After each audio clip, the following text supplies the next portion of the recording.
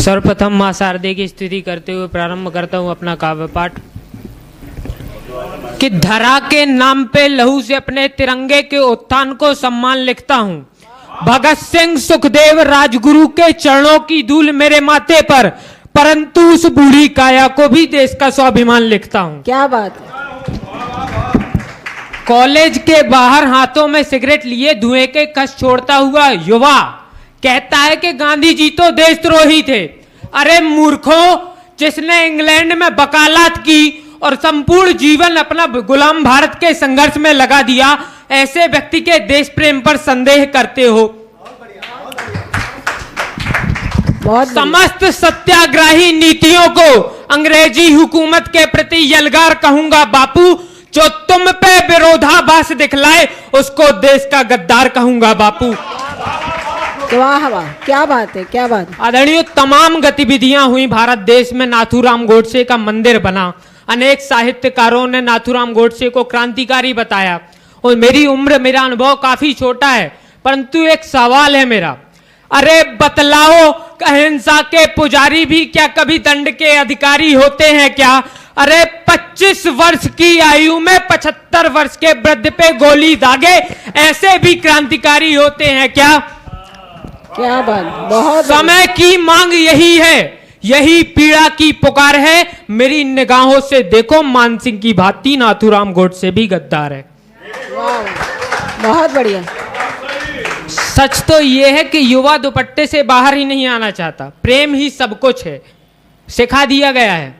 सकल विश्व आधार है, तुम धीर धरो, लेकर भगत सिंह सी ओजस जवानी का चिंतन तुम वीर बनो।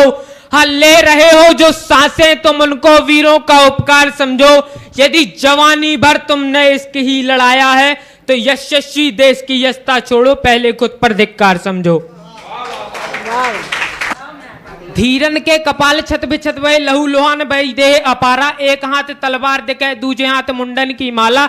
दमकत धरती गर्जन सी हुंकार लगाए, एक धड़ गिराए देर न भई, दूजे को ललकार लगाए। देख समक्ष मृत्यु के अधिकमण, कायर खलखल छिपत देखे, देख समक्ष मृत्यु कप कपाए। धीर वीर वही जो देख समक्ष मृत्यु को, मृत्यु को अधिकमण मुस्कुराते हुए झेल जाए। बहुत बढ़िया, बहुत बढ़िया। अंतिम निर्मिति प्रस्तुत करता हूं, अब फिर अपना स्थान ग्रहण करूंगा। एक माता के सामने उसके पुत्र का कटा हुआ शव रखा हुआ है। माता की पीड़ा मेरी कविताओं के माध्यम से समझिएगा। माता कहते हैं कि हे भगवान, क्या भूल हुई मुझसे तो तुमने मेरे पुत्र की काया ही मिटा डाली। नयनित मेरे नेत्रों की पुत्र मोह की लालिमा ही मिटा डाली। 9 माह गर्भ में संजोया था मैंने पुष्प की भांति पुत्र मेरा। प्रचंड विलाप कैसे न जताऊं, नयनित मेरी आंखों का तारा टूटा है, अश्रु भी कैसे न बहाऊं। हे प्रभु किए व्रतों की अनुकंपा में मुझको प्रभु प्रभुत्व चाहिए। लौटाओ चाहे जैसे मुझको मेरा पुत्र चाहिए। पीड़ा और भी सृजक जान पड़ती है कि मुझ अभागन के होते हुए मेरा लाल जीवित ना रहा। ये संसार किस काम का है मेरे, जब मेरा ही अस्तित्व मेरे संग बना रहा।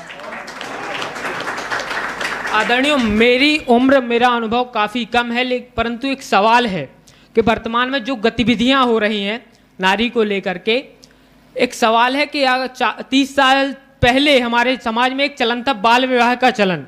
आप चिंतन कीजिए, मनन कीजिए, और अब चेतना की आवश्यकता है। आप बताइए मुझे कि यदि आज भी बाल विवाह का चलन होता तो बलात्कार और छेड़छाड़ जैसी समस्याएं होती। गुरुकुलों में वेद पढ़ाए जाते थे, हृदय में देवी चेतना जगलाने को। आजीविका एक वक्त के भोजन पे निर्वाह किया जाता था। कहीं संतानें आज की भांति बर्बाद ना हो जाए, इसलिए बाल विवाह किया जाता था।